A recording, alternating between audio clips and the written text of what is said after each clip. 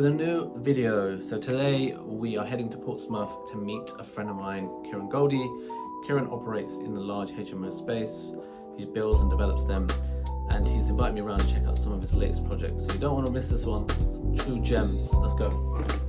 So we're down in Portsmouth today, guys. I'm with Jay. Jay's come down for the day to have a look around some of the sites that we're currently delivering for ourselves and clients in the local area.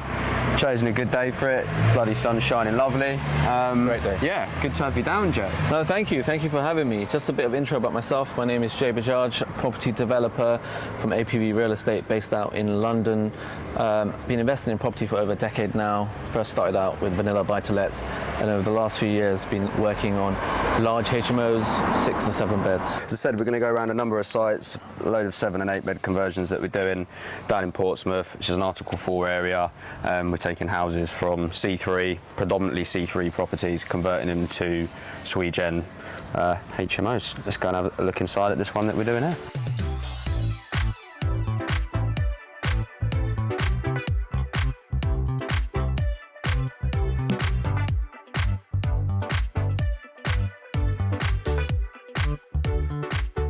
Cool. So Property number 1 then. yeah, backstory of this house. Okay. Came onto the market. We were offered it off market.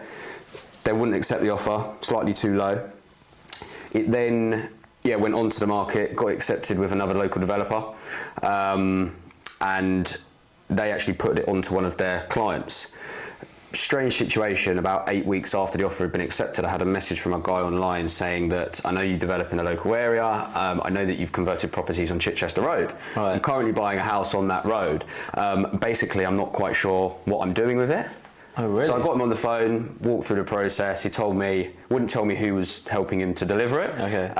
but basically worked out who it was. And he didn't know whether it was a 6 bed, 7 bed, 8 bed, didn't have no finance in place and hadn't even ordered searches. I think he got cold feet and basically said, if you can take it off me, you can have it. Oh, wow. So yeah, it came back around second time, where the client ready to go on it, picked this up for 250. 250? Which we've bought houses on this road for 315. So is that the going rate, would you say, on the road? 350? Probably not. Market value is probably 280 to 315, depending on what side of the road that you're on, because some of them are bigger than the other. Right, okay. But yeah, this was modern method of auction, so had to be bought in cash. Client was in a good position to proceed, and yeah, they got a fucking good bargain. Well, it was quite interesting on this property. I've just only walked in. It's deceptively big, isn't it? It's huge. You don't expect it to be so big, because from the outside, it just looks like a terrace, mid-terrace property. 100%. And I'm very surprised. Yeah. How the space is crazy, like the ceiling heights. Yeah.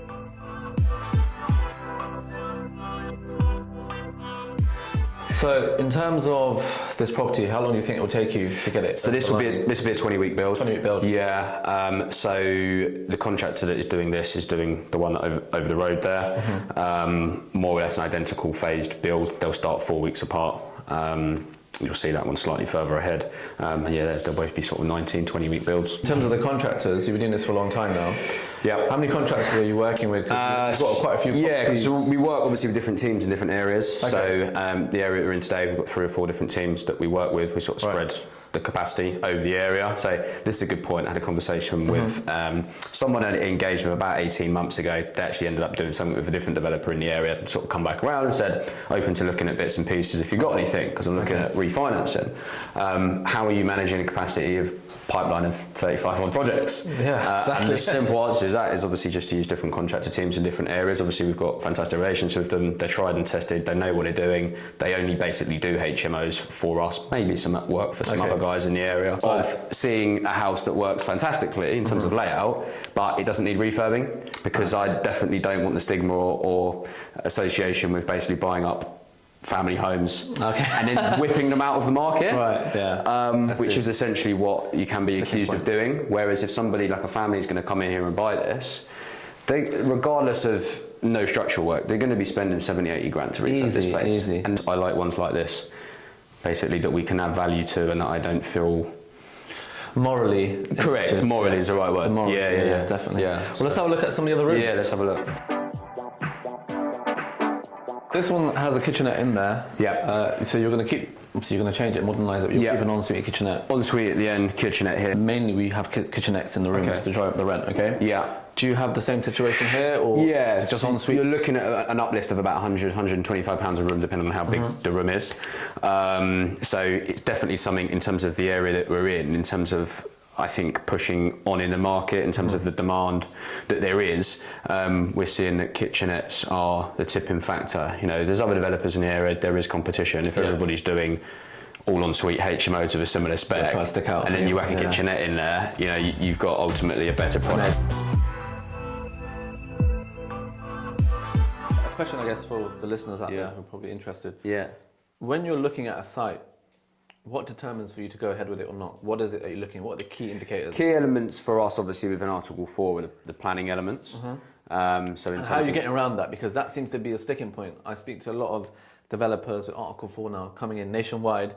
Yeah. It's getting difficult. Even for someone like myself, who's got a lot of HMOs, and now I'm struggling to scale on certain bits because the concentration levels are too high. Yeah. So when you look at a project that's in Article 4, what due diligence are you doing? Three elements for us in terms of the planning bits that we look out for Article 4 houses. Ultimately, the density, saturation, area to area it changes. So here it's a 50-metre radius is what they assess off.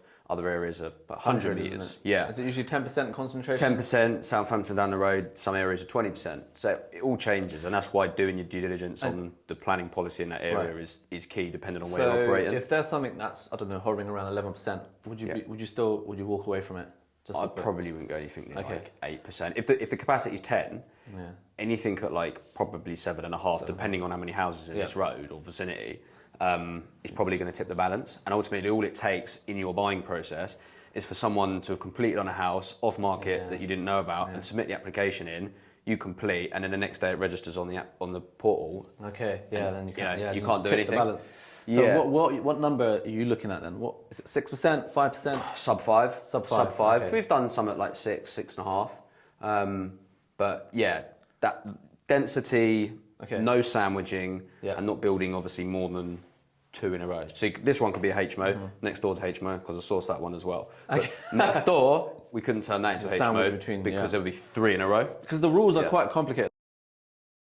So for the listeners, and the viewers, I should say, can you just explain the density? What do you mean by that in terms of percentages? So just so they're aware of what you mean. The density is the percentage of HMOs within a certain radius compared to that of the total number of houses. So say, for example, there was 100 houses within a 50-metre radius, a maximum of 10 houses of that 100 could be HMOs. Anything more will basically be turned down because it's oversaturation. Great, no, that's great. And would you buy existing HMOs, for example, that are run down, that need work? Yes. Okay. Yeah, so that is the trick to some operating in some Article 4 areas, is buying existing stock. Southampton, you will not get planning for any house within a polygon area that is C3 to change to C4 or SWEGEN. So everything we're buying there is existing student stock, which are basically shit HMOs that we convert and landlords will probably just fell off the market. Shit HMOs that we convert and landlords will probably just fell off the market.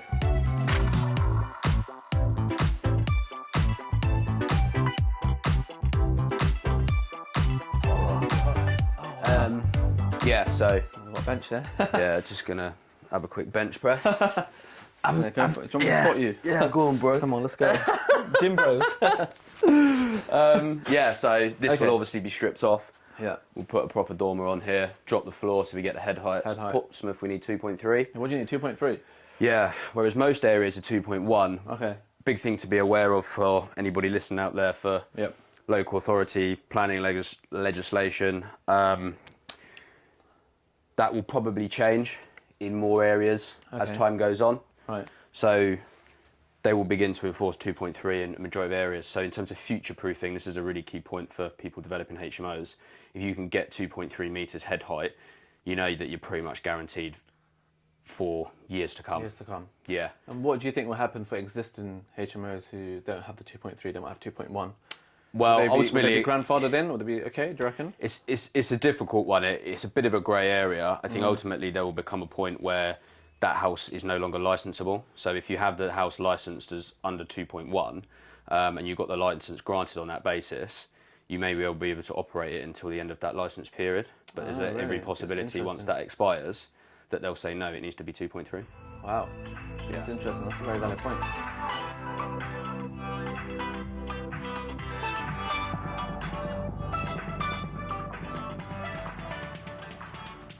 Well, property number 2. Property number 2.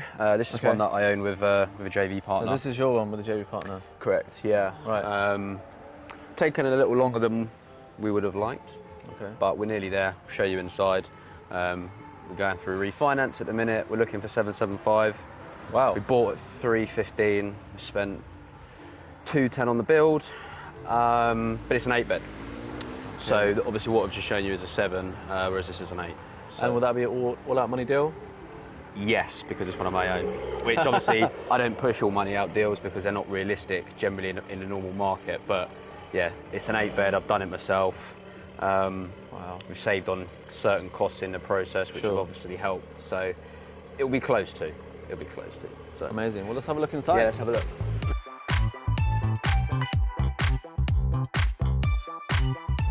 Howden's kitchen. It wasn't the kitchen that I wanted. The kitchen that I wanted was a shaker style with slightly different handles, but it was about £3,500 extra. Okay. So we just went for this. So yeah, this is one that I put up the other day. So again, similar to that one that we've just seen. Yeah. We've got this L-shaped outrigger bit.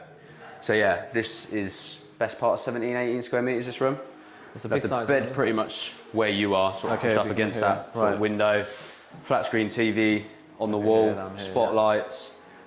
Kitchenette, obviously, which is basically going to go along this left-hand wall.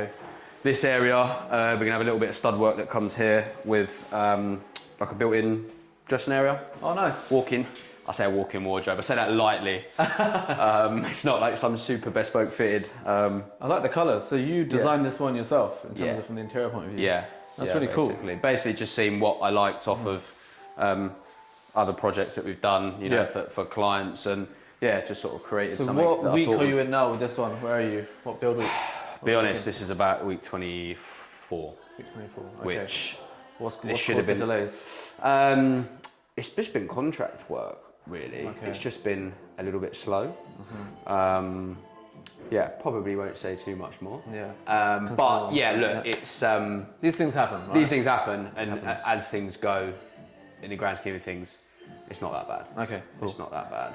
So I have a question for you, actually, in terms of let's talk about private finance investors. Interested. Yeah. What's your process, and how do you go about finding investors, and what kind of terms are you offering them? I like this. If you don't mind, I like this topic. I like this topic. So I'll talk about how we bought this house. So a lot of my marketing, obviously, in terms of socials, is ultimately all providing value. Okay. So investor, lady on this project approached me through Facebook. She's seen the content, liked what we did. Didn't know whether she wanted to have a portfolio built for her. Didn't know whether she wanted to JV or just invest for a fixed return. Normal terms in terms of sort of lending private investment would just be a fixed loan agreement, somewhere between 10 and 12%, depending on how much the client lends. I'm very much of the opinion the projects that we're doing are all in for 550, 650, 700 grand sometimes. So I'm on the basis that I prefer to work with 2 or 3 investors with £250,000 each, or one client with £500,000 each, and we top the rest up from elsewhere, as opposed to trying to run around like a headless chicken and find 10 investors at 80, 90 grand a pop. Because ultimately that's 8 or 9 times the legwork, paperwork, admin and management at the end of the day, because you need to update that client how the project's going, and that you're looking after the funds that you're investing on their behalf. Of course. So that's process. And are these funds unsecured? Or do you take a mixture? charge Depends on the security, depends how we set it up. So the way that we secured the client on this one, she actually came in the purchase on the SPV. Oh, right, okay. And that is her security in the deal until we refinance. We buy her out, pay her her funds back plus interest, and then she'll come off after refi. Nice. But yeah, typically if it's larger sums where they're not coming into the company, we'll give them a charge on the asset, depending on how we structure the purchase. Okay, yeah, so how do you typically structure a purchase? Would it be like bridging finance? How does it work? So we'll avoid bridging if we're using private finance, which obviously serves 2 purposes. Firstly, speed. Secondly, it's more cost effective. We're obviously paying 10 or 12%, whereas we're paying a bloody bridge lender 18, 20% by the time we include arrangement fees and everything else. And obviously speed is the main thing. Lenders, solicitors are the bane of my life at the minute in terms of like legal process. So yeah, if I can cut them out, we will. And yeah, we would look to buy a house in cash with an investor. Well, that gives you legs up when you come to negotiation, right? Because correct. Because then either we can offer a first or a second charge on the asset. And talking about you in particular and your projects and your history, have you had any deals that have not stacked or not? You know, you've got investor involved, promising X, Y, Z, and then the end product is downvalued. How are you getting around that? Have you had that before? And if you have, how have you got around it? Haven't had anything massively downvalued, fortunately. Touch wood, Touch wood, sort of testament to, I guess, extensiveness of operations and projects that we've done. But ultimately, it is a risk, and it probably will happen at some point. And ultimately, for me, it's about how can you manage that process the best as you can? How can you find a solution? And ultimately, look after that client. Yes, you've said you're going to deliver X, and unfortunately, you're now delivering maybe Y. But as long as you work as best solution as possible, look after that client, and ultimately show them, yes, this is the issue, this is the solution, this is how I'm going to manage it, and this is where we're going to go to within reason. People understanding, you'd like to think, investing in property, understand that things can go wrong. So do you factor that contingency into your, I guess, into your process then? Yeah, so in terms of and did you discuss it with the client beforehand, saying, look, this is all great, we can get this return, this can happen, X, Y, Z, but there is a risk, and this is the risk. Always a bit of a plan B in terms of like, this is the proposal, this is the deal, this is a comparable GDV on surrounding road. This is what I think the house will be worth. And this is what I'm expecting. However, in the case that we don't achieve 775, we achieve 750, there's going to have an implication on the interest that we're paying you full term at the end of whatever it is, 12, 18 months. And then it's a conversation of, well, are you open to us continuing to pay interest, but out of the rent roll that the property produces once it's finished? So you're still generating a return, but you're not just getting everything back. Well, that's good. Yeah, at that point. That's great. Yeah. So that's the type of solution that I mean. That's great.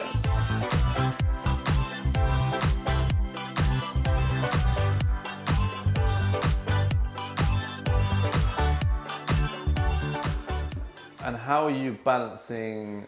Well, this is a question I have, because I see a lot of HMOs nowadays. They look very fancy. They look, top end finish. In on trend colours. But how do you balance longevity with, I guess, fashion?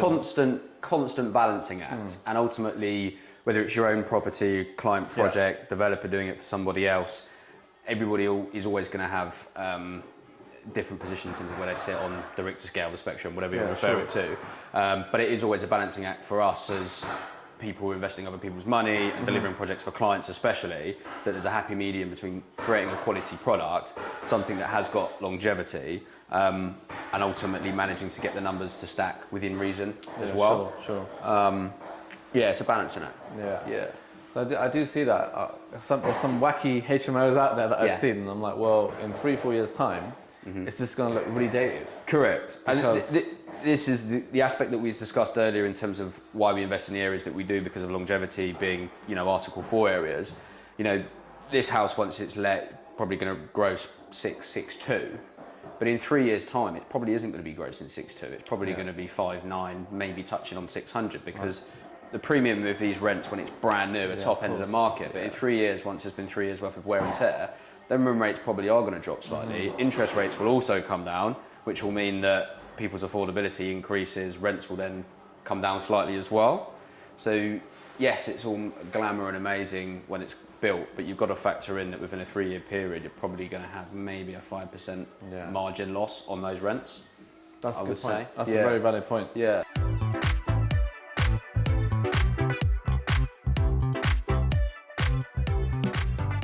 So let's talk about someone now.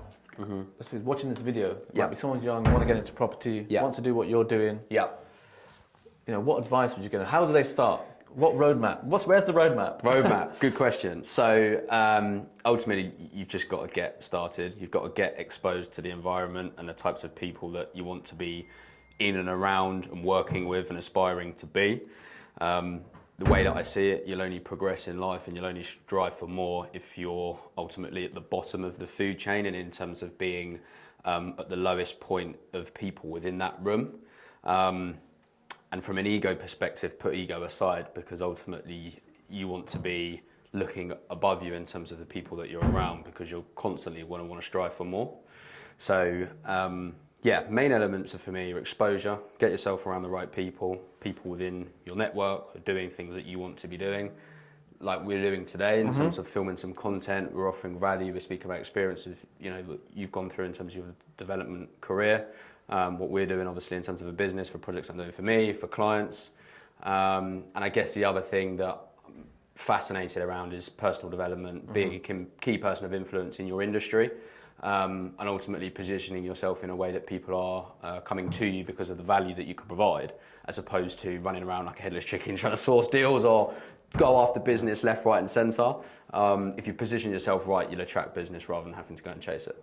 Amazing. There you go, right there. I reached out to you, right? Sure, yeah. Because we met on social media.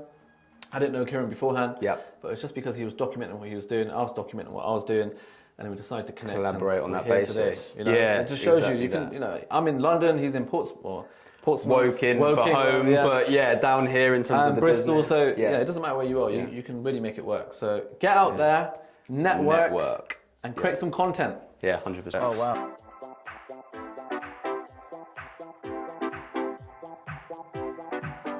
Kieran, I want you to just tell everyone your journey, how it started, how you've ended up here, a bit about the business, where you fit in the business, and what you do on the day-to-day. Day-to-day. Yeah, I guess in terms of background, grew up in a lovely place, as many as you probably know, called St Albans, so pretty privileged upbringing in that sense. Very nice.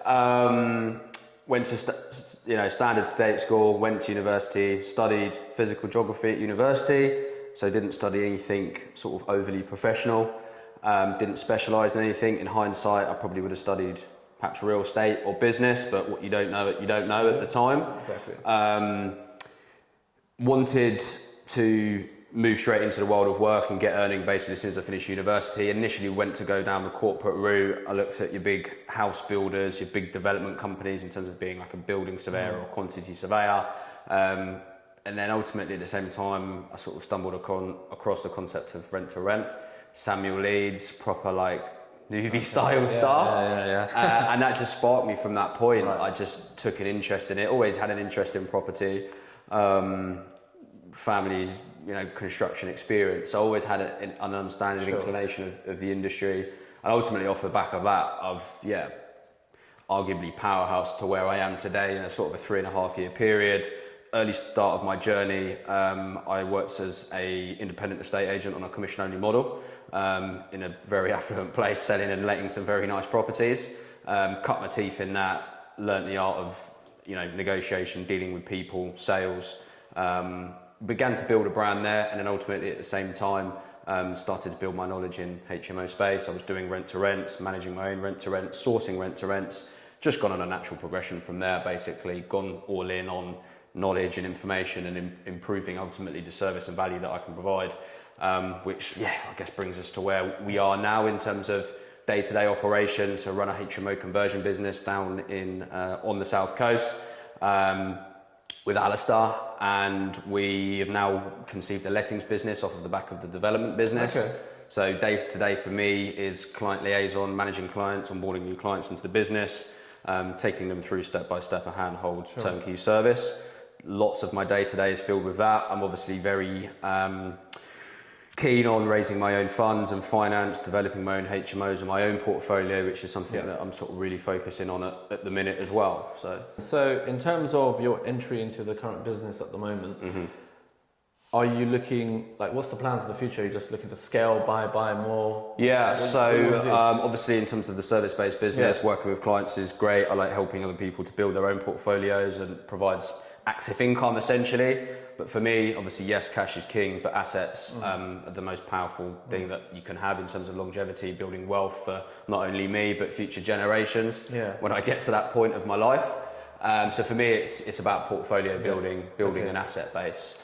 And in terms of the client stuff that you do, so typically if you just explain to people who are watching who might be interested in becoming one of your clients, is it a case that you source the property, you then take care of the refurb and take care of the refinance situation as well? Pretty much, yeah. Okay. So and you charge a fee for that, or how does it work? Yeah, so we charge 40 grand a project. Okay. So that's for a full turnkey service, which is basically from sourcing and acquisition of the property, assisted with the finance, brokerage around those elements, Yep. design, planning, build, not with our build company, we outsource the build, but we project manage that. Sure. And then ultimately go on to let and manage the property with a sort of sister lettings business that we have as a secondary to the main business. Well, I can see, looking at all the projects, they're doing a great job. And if there is any interested investors, contact Kai. Because there's a lot of people who are busy nowadays. You know, you've got doctors, dentists, bankers, just don't have the time, and they want to grow their asset base. They want to invest in something for the long term. So someone like you and your services with your business is perfect. Yeah, if you're looking for a turnkey service provider, you're looking to build a portfolio, you're looking for a minimum of sort of a 20% return on investment, and you're keen on HMOs, then feel free to get in touch.